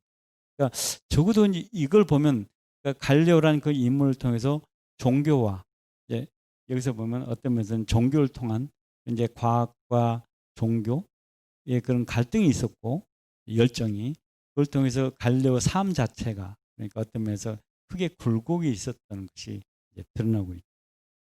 네. 그래서 이제 마지막으로 갈릴레오가 어떤 삶을 살았냐? 이제 실제로 갈릴레오는 이제 결혼을 안 했습니다. 이제 결혼하는 상태에서 이제 3명의 애들이 태어났고요. 그래서 이제 2명이 딸이었는데 2명 다 이제 수도원으로 보냈습니다. 그 당시에는 이제 이 사생하면 법적인 어떤 권리를 못 받으니까 여성으로서 최대한의 어떤 안신처가 수도원이었던 것 같아요. 그게 됐고, 그다음에 아들은 나중에 이제 적출로 정식 아들로 인정받아서 이제 정상적 결혼도 하고 사회생활을 하도록 이제 배려를 했습니다. 이게 이제 갈려였고요. 그래서 이제 가택연금 상태에서 이제 세상을 떠났긴 했지만 가택연금 상태에서도 이제 굉장히 유럽의 많은 사람들이 실제로 이 갈레오를 찾아와서 이제 위로도 하고 많은 대화를 나눴어요. 그래서 갈레오는 이제 어떤 면에서는 그러니까 가택연금을 당했지만 그렇지만 자기의 삶 자체를 통해서 자기 생각을 충분히 교회도 전달했고 그 당시에 지적 사회 그 다음에 갈레오와 케플러가 같은 시대에 살았습니다. 케플러와 약간 경쟁 관계이기도 했어요. 그 다음에 뉴턴이 나올 수 있는 그런 커다란 역할을 했죠. 그래서 뉴턴이 선생님은 어떻게 그 유명한 그런 만율력 법칙을 발견했습니까? 그러니까 그 사람이 뉴턴이 천재긴 했지만 그런 얘기했죠. 나는 거인의 어깨에 섰을 뿐이다 이렇게 얘기했어요. 그러니까 그 갈레오나 코페르니쿠스나 케플러라는 그런 유명한 그 거인들 어깨에 서니까 훨씬 더 많이 보게 됐다. 그런 유명한 말을 써요. 그러니까 거인의 어깨에 서서라는 그런 유명한 답을 했었는데 그런 그 거인의 역할을 했던 거죠. 네. 그것도 이제 생명의 위협을 무릅쓰고요. 네, 마지막으로 이제 올더스 헉슬 얘기를 좀 해볼까 합니다. 이거 이제 문학 분야죠. 이제 문학 분야인데 이 올더스 헉슬리는 이제 굉장히 유명한 이제 갈레오보다 훨씬 더 후의 사람이죠. 이제 거의 현대인에 가깝고 이 토마스 헉슬리의 손자였어요. 그러니까 이 집은 굉장히 이제 영국이 지금도 그렇지만 이제 귀족 어떻게 보면 이제 굉장히 신분이 높은 집안의 출신이었습니다. 그래서 이제 자기 할아버지였던 그 토마스 헉슬리는 다윈과 더불어서 이 진화론을 사회적으로 주장하려고 했던 진화론을 주장했던 대변했던 학자이기도 했죠. 그 집안 대대로 뭐 이제 유명한 사람들이 많이 나왔던 가문입니다. 근데 이제 이 올더스 헉슬리도 그것 때문에 이제 의사가 되려고 했었는데 젊었을 때 약간 이제 병에 걸려서 실명을 약간 3년 동안 했어요. 그래서 의사가 못 되고 이제 이 옥스퍼드 대학에서 영문학을 전공했습니다. 그래서 이제 그 책을 쓰기 시작했죠. 그래서 이제 그 당시에 유명한 이제 그 영국의 작가들과 교류를 많이 했던 그런 이제 사람입니다. 영문학에서는 굉장히 중요한 역할을 했다고 보여져요. 그래서 이제 우리가 다룰 이 멋진 신세계 브레이브 뉴 월드라는 책이 1932년에 나왔죠. 그래서 이제 그 다음에 이제 많은 소설이 있는데 이 제가 굳이 이 두 권을 이제 여기다 보여드린 것은 하나는 이 새로운 세계, 과학이 발전한 세계가 어떤 세계일까에 대해서 그게 디스토피아다라고 주장한 책이 멋진 신세계고 아일랜드라는 책은 그게 유토피아다라는 책이에요. 그러니까 약간 상반된 미래 사회가 어떤 삶일까, 어떤 세계일까에 대해서 서로 상반된 이제 기술을 하고 있죠. 그것도 좀 흥미롭습니다. 그래서 오늘 우리는 이제 이 멋진 신세계라는 책을 통해서 미래 사회를 어떻게 그려냈을까를 한번 보도록 하죠. 그래서 이제 이 멋진 신세계는 뭐냐면 배경은 큰 전쟁이 항상 그렇듯이 이제 큰 전쟁에 인류 문명이 다 파괴되고 세계 정부가 등장해요. 세계 정부가 등장하는데 그 세계 정부는 이제 모든 인간들이 인공 수종으로 태어납니다. 이제 요즘 말하면 유종광을 위해 태어나요. 그래서 이제 알파와 베타는 알파가 최상류 지배층이고 베타는 이제 중산층쯤 됩니다. 그리고 이제 감마는 하류층이고 델타와 입실론 이런 층들은 일부러 지적 장애를 만들어요. 신체적 장애, 지적 장애를 만들어 사회에 이제 허드렛 일을 하고 아주 하층 일을 하도록 그런 이 층을 일부러 만들어요. 그걸 이제 비율로 만듭니다. 그러니까 그 사회 인구가 얼마면 어느 쪽에 이런 허드렛 일을 해야 될 인구가 몇 명이 필요하냐? 그러면 그 인구에 정확히 비율에 맞춰서 이런 층들을 유전과학적으로 만들어낸다는 거죠. 완전히 계획된 그런 사회인 겁니다. 그래서 이제 그러니까 국가가 그렇게 이제 인공 수정을 통해서 유전과학을 통해서 만드는 애들을 양육하고 교육하는 역할을 담당해요. 그래서 여기에 이제 다시 플라톤의 국가론이라는 책이 등장할 수가 있겠죠. 플라톤의 국가론에서 플라톤도 일찍 그런 생각을 했습니다. 그러니까 우리 인류 문화가 발전하려면 어떻게 하냐면 이제 공동사회가 돼야 돼요. 유토피아가 돼야 돼요. 그러려면 서로의 타고난 이기심 때문에 우리 그렇잖아요. 이제 우리나라도 지금 높은 분들이 그 자녀들 문제 때문에 계속 이제 편치를 못하죠. 우리도 자유롭지를 못해요. 자기 가족 때문에 자유롭지를 못하죠. 그런데 플라톤은 그걸 끊기 위해서는 어떻게 하냐면 애들을 낳으면 전부 섞어버려야 돼요. 애를 낳자마자 전부 국가가 데려다가 그냥 섞어버려요. 섞나면 좀 뭐하지만 같이 공동약. 그럼 누구의 애인지를 표시를 않기 때문에 모르죠. 그렇게 공동 육아를 시켜서 거기부터 금 운동을 가려내요. 금은 이제 통치자를 만들고 은은 이제 수호자, 동은 이제 생산자 이렇게 만드는 겁니다. 기본 아이디어는 똑같죠, 그죠? 이런 생각이 이제 이 책에 녹아 있습니다.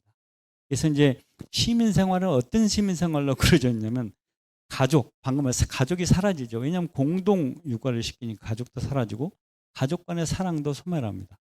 우리가 보통 말하는 그 사랑, 여러 가지 종류의 사랑인데 그 사랑을 이제 관념적으로 봐요.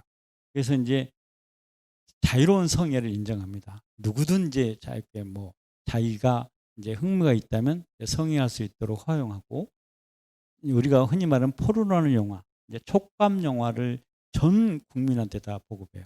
이제 어떤 성적 욕구가 있으면 그걸로 해소하도록 하고 심지어는 뭐냐면 이 소마라는 이 약물이죠. 요즘 보면 이제 아편 같은 그런 종류가 됐는데 이런 이걸 통해서 행복을 제공해요. 그러니까 필요하다면 그러니까 물질적으로 그러니까 제공하겠다 이런 겁니다. 이게 이제 전체적인 스토리예요. 그래서 이제 거기에 등장인물이 한 7사람이 주요 인물이 등장하면서 그 사회가 어떤 사회인가라는 걸 꾸려나가는데 그 사회가 여러분도 언뜻 보듯이 이게 유토피아는 아닌 거죠. 이제 디스토피아라는 걸 보여주게 됩니다.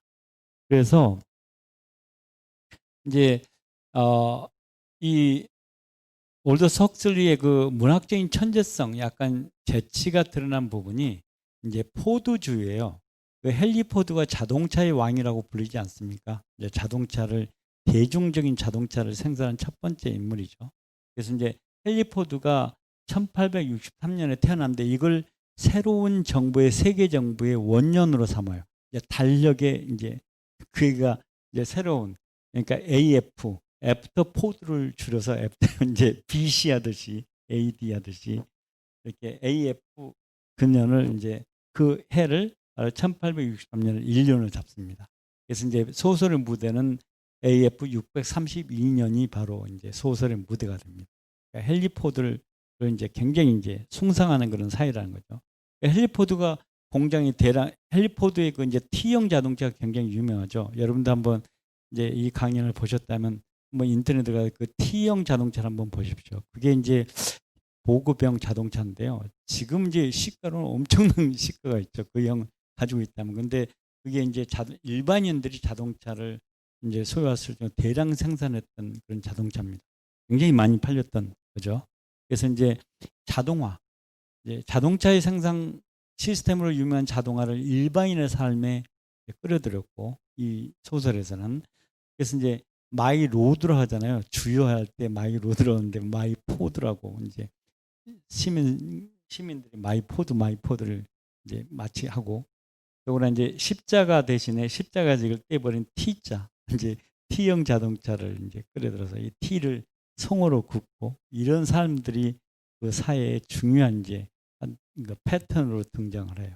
약간 이제 재치 있는 그런 이제 것을 도입해서 얼마나 사람들이 이렇게 이제 기교화되고 이제 어떻게 보면 그러니까 어떤 그 큰 시스템의 부품화가 될 수 있는 것인지를 보여주고 있습니다. 그래서 이제 이런 것들이 현대적으로 보시면 그러니까 이 영화 가타카라는 영화가 이런 그 지금 올더스 헉슬리가 그렸던 멋진 신세계라는 그 아이디어를 잘 보여주고 있습니다. 여기도 이제 형제 2명이 등장하는데 이제 유전공학으로 등장한 사람은 굉장히 훌륭한 사람이고 자연분만한 사람은 이제 조금 이제 열등한 존재 그런 것들을 잘 그려주고 있는데 현대적으로 이 올더스 헉슬리가 하려고 했던 그런 얘기를 이제 영화에서 등장하고 있죠. 한번 기회가 되시면 보시면 좋을 것 같습니다. 그래서 이제 제가 이 얘기를 했으니까 이제 끝을 내야 되겠죠. 그래서 이제 이 얘기 지금 올더스 헉슬리가 멋진 신세계에서 보여주려고 했던 건 뭐냐면 거기에 기반이 됐던 건 바로 트랜스 휴머니즘이라는 생각이 기반이 되고 있습니다. 그건 뭐냐면 그러니까 이제 과학기술을 이용해서 인간의 신체 능력도 향상시키고 지적 능력도 향상시키고 심지어 정서적 능력, 분노를 조절한다든지 뭐 여러 가지 그런 것들, 심지어 도덕감도 도덕심도 향상시키자. 그래야만 인간이 더 바람직한 좋은 사회에 살 수 있다는 거예요. 우리가 좋은 삶을 살려면 그냥 좋은 현재 우리 인간이 가지고 있는 문화적인 시스템, 교육 시스템 그것만 가지고는 안 된다. 과학기술을 이용해서 인간의 이런 기타 능력을 향상시켜야 돼. 그래야만 인간이 보다 완벽한 사회에 살 수 있다라고 주장하는 게 트랜스 휴머니즘입니다. 그러니까 트랜스 휴머니즘은 괴물을 만들려는 그런 사상은 아닌 거예요. 취지는 좋죠. 그래서 이게 이제 기본 목표가 인간을 인핸스먼트라고 하는데요. 이제 올려준다는 거죠. 향상시킨다는 것인데, 그래서 이게 이제 이 트랜스휴머니즘 학회가 발간한 이제 그 학술지의 첫 번째 이제 표지입니다. 그래서 여기에 H에 플러스를 해놨죠. 이제 향상시킨다라는 거죠. 그래서 이 협회가 1998년도에 등장했습니다. 그러니까 굉장히 좀 빨리 등장했죠. 요즘 이제 우리나라도 뭐 유전공학이 여러 가지 이제 생명 연장 기술, 유발 하라리 박사가 얘기했듯이 뭐 이제 뭐 여러 가지 뭐 이제 호모 데우스 이런 얘기들이 나오는데 그거보다 지금 훨씬 앞서서 사상적으로는 1998년 전에 이미 그런 사상이 제기됐고 그런 것들이 학술적으로 연구되기 시작했다는 겁니다. 그래서 이제 이 트랜스휴머니스트들이 선언을 했는데요. 결국 이제 인간성은 이제 과학 기술에서 이제 영향을 받아야 된다. 그렇지 않으면 우리 인간의 미래가 암울하게 된다. 이제 예를 들면 토마스 홉스가 주장했듯이 가만 놔두면 이대로 놔두면 만연의 마인의 투쟁으로 바뀔 수가 있다. 아니면 이제 선천적인 어떤 감흥이라든지 이제 어떤 재능의 이제 편재. 어떤 사람은 재능을 너무 많이 받고 어떤 사람은 재능을 못 받고 그건 누가 조절한 게 아니잖아요. 우연이지만 그런 재능의 편재 때문에 그런 재능의 편재로 인한 불공평함 이제 등장 이런 것들 그런 것들을 우리가 완화시키려면 그냥 현재 시스템만은 안 되고 과학기술을 동원해야 된다. 이게 이제 지금 트랜스휴머니스트의 주장입니다. 그래서 이제 아까 말한 그 아리스토텔레스도 얘기했지만 인간의 잠재력, 가능태를 전부 발현할 수 있도록 만들어 보자라는 거예요. 그래서 이제 인간의 잠재력이 아직도 대부분 실현되지 않았다.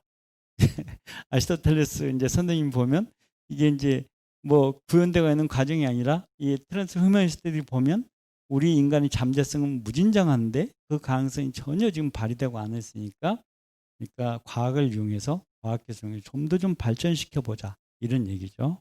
그래서 이제 그런 것들을 하나의 구현화시킨 게 바로 올더스 헉슬리의 멋진 신세계입니다.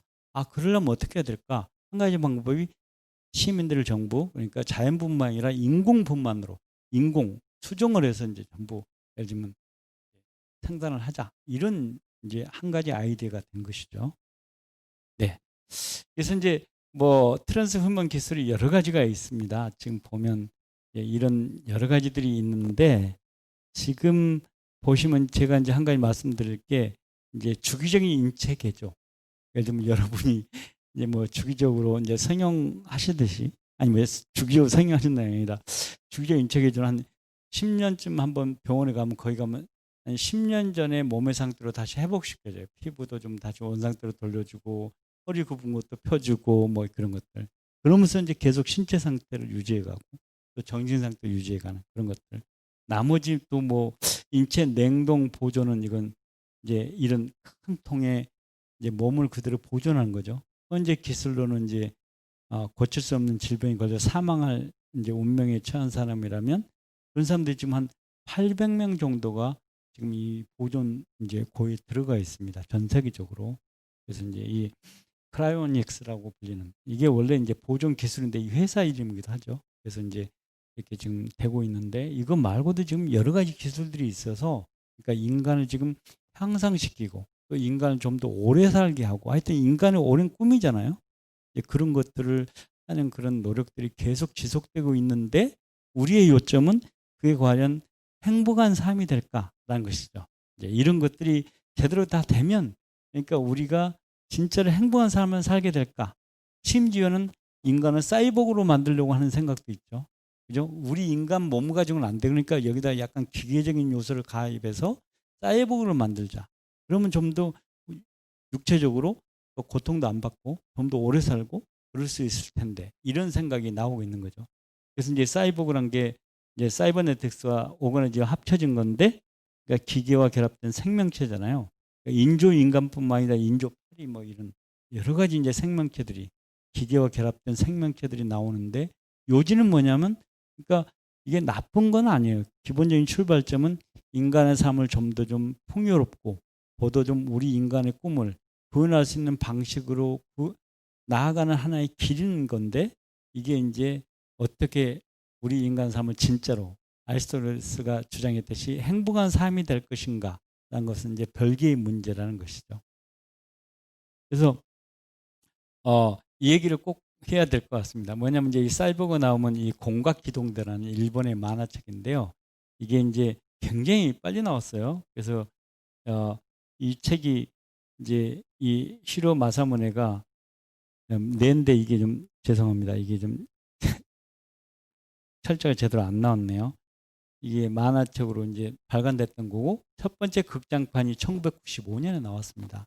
그래서 이 이제 이 만화 또는 영화가 여러 가지 뭐 매트릭스를 비롯해서 여러 가지 이제 이 사이보그에 관한 이제 영감을 주고 있는 작품인데요. 요지는 이제 저는 이걸 공상적인 세계가 아니라 실제로 우리는 사이보그하고 같이 살고 있다는 걸 좀 여러분에게 말씀드리고 싶어요. 그 대표적인 예가 제가 3년 전에 MIT 잠깐 이제 뭐 한 3개월 동안 거기 갔는데요. 거기서 이 휴어 교수를 만났어요. 이제 이 교수가 이제 실제로 그 MIT 이제 생물학자 겸 이제 공학자기도 한데 암벽 등반을 고등학교 때부터 좋아했어요. 그래서 이제 어느 날 친구가 암벽 등반을 갔다가 이제 떨어져서 친구는 이제 사망하고 자기는 두 다리를 절단했습니다. 예, 이 교수가 지금 이제 휴거 교수인데요. 절단했는데 거기에 절망하지 않고 이제 자기가 스스로 만들었어요. 나무로 만들어서 그걸 이용해서 막 계속 이제 자기 몸을 훈련시키고 나중에 MIT 이제 연구소에서 몸에 잘 맞는 고철물을 인공 다리를 만들어서 이제 끼웠죠. 그래서 지금 이렇게 됐습니다. 요지는 이 교수의 특징이 보통은 이렇게 되면 어떻게 되겠습니까? 이렇게 저처럼 지금 바지를 이렇게 내리고 이거 가릴 수도 있잖아요. 근데 MIT 이렇게 걸어 다닐 때 이렇게 걸어 다녀요. 실제로 보면 그리고 이제 이 자기의 그런 상황을 이용해서 이제 여러 가지 사고로 다리를 이제 이렇게 사지나 이런 곳에 이제 사고를 당한 사람들한테 희망을 주고 있죠. 그래서 이제 이게 바로 이제 그 암벽 등반을 옛날보다 더 자유롭게 한다는 걸 보여주고 있고 청소년들한테 굉장히 희망을 주고 있죠. 심지어 이제 그런 걸로 이제 이 스페인에서 지금 수상을 받는 장면인데 지금 이렇게 이런 장면을 하고 있죠. 이건 지금 제가 왜 이런 말씀을 드리냐면 이게 지금 어떤 면에서 우리 인간 삶의 한 가지 방식이에요. 그러니까 우리에게 주어진 아까 아리스토텔레스는 자연스러움을 강조했죠. 이건 자연스러움이 아니에요. 그잖아요. 이게 지금 자연스럽지는 않지 않습니까? 근데 지금 이 휴거 교수는 이 어떻게 보면 자연스럽지 않음을 자연스럽게 간주하고 있어요. 그걸 가리지도 않고 그걸 자랑스럽게 보이고 있죠. 자, 그러니까 그 자연스러움이란 게 시대에 따라서 달라질 수도 있다는 거예요. 그게 지금 이제 그게 제가 여러분께 좀 드릴 말씀인 것 같습니다. 그러니까 아리스토텔레스와는 달리 지금 현 시대에 있어서 자연스러움은 어떻게 보면 포스트 휴먼 시대 이런 시대에 가면 그 자연스러움이 뭐냐 이런 것도 자연스러움으로 간주될 수 있다. 우리 보는 눈이 자연스러움이 뭐냐에 대한 우리의 이제 보는 관점이 변화하고 있다. 이런 것을 이제 말씀드려야 될 것 같습니다. 그래서 이제 미래 인류의 삶이 뭘까? 이제 결론을 말씀을 좀 드리고 끝을 내겠습니다. 그러면 이제 아까 말씀드렸듯이 우리가 아리스토텔레스, 갈릴레오, 그다음에 이제 올드 석스리의 그 고전을 통해서 보면서 과학과 삶에 대한 몇 가지 얘기를 이제 같이 봤는데, 그러면 우리가 지금 현재 살고 있는 삶, 그리고 미래의 삶은 어떤 삶이 되어야 할까? 이제 그게 우리의 이제 한 가지 이제 궁금증이 되겠죠. 그러니까 다시 말하면 이제 유토피아가 될까, 디스토피아가 될까, 이런 얘기죠.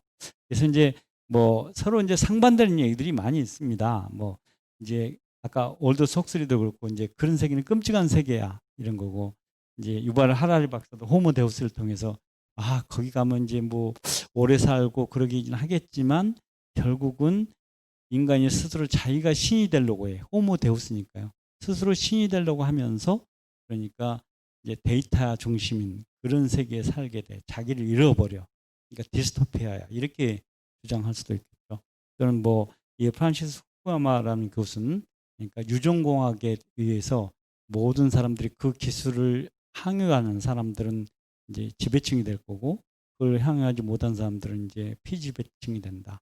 그래서 이제 불공평이 엄청나게 이제 커지게 된다. 지금보다도. 그런 이제 우울한 얘기를 하고 있죠.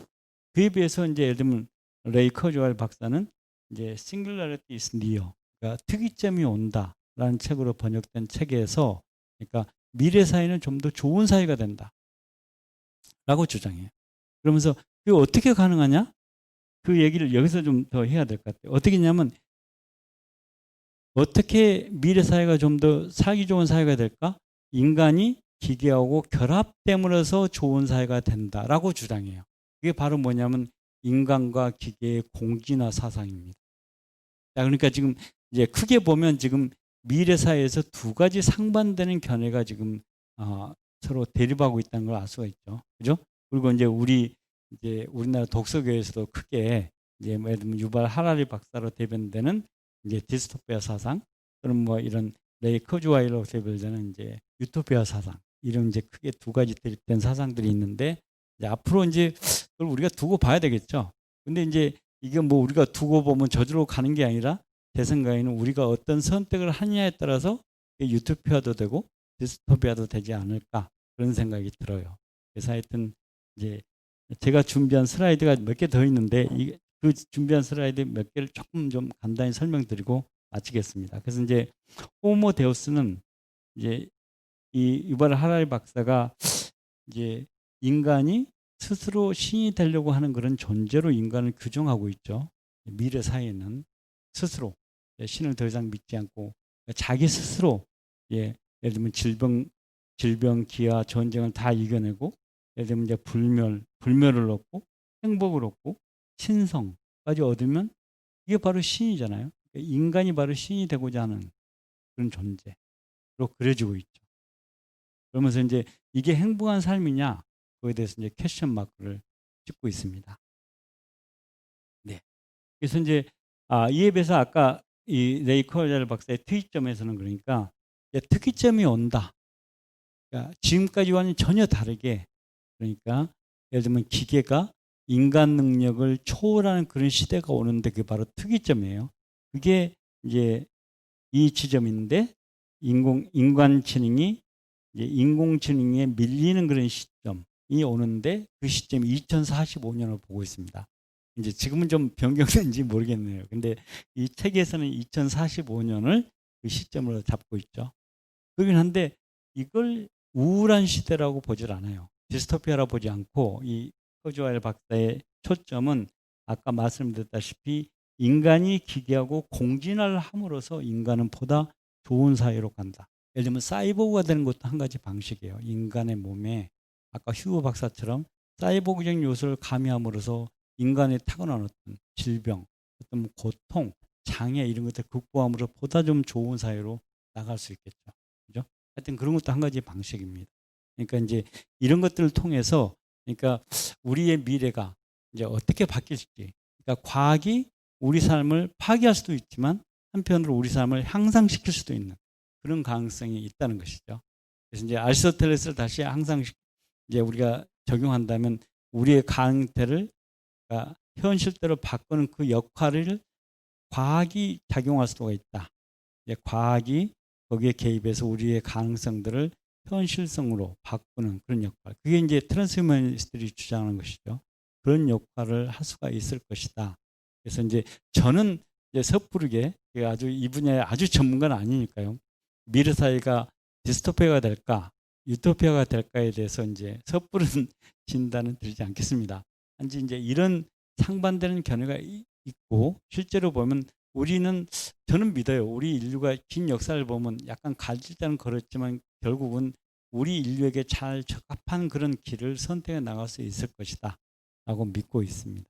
예, 하여튼 우리는 이제 각각의 인류는 커다란 집단인데 그 인류의 구성 멤버인 각각의 개인들은 어떤 삶을 살아야 될까 그게 굉장히 중요한 문제가 되겠죠. 그런 것들은 이제 아까 계속 아리스토텔레스로 돌아가는데 그건 인간 간의 관계 속에서 자기를 중심으로 해서 이제 어떤 사람과 이 사람과 이런 관계 저런 관계 그런 것들을 각각 자기가 맺어가는 그런 활동을 통해서 덕스러운 활동을 통해서 구현되지 않을까 이렇게 생각합니다. 네, 그 드릴 말씀이 많은데 이걸로 이제 제가 오늘 준비한 그런 이제 강의를 마치도록 하겠습니다. 네, 고맙습니다. 네.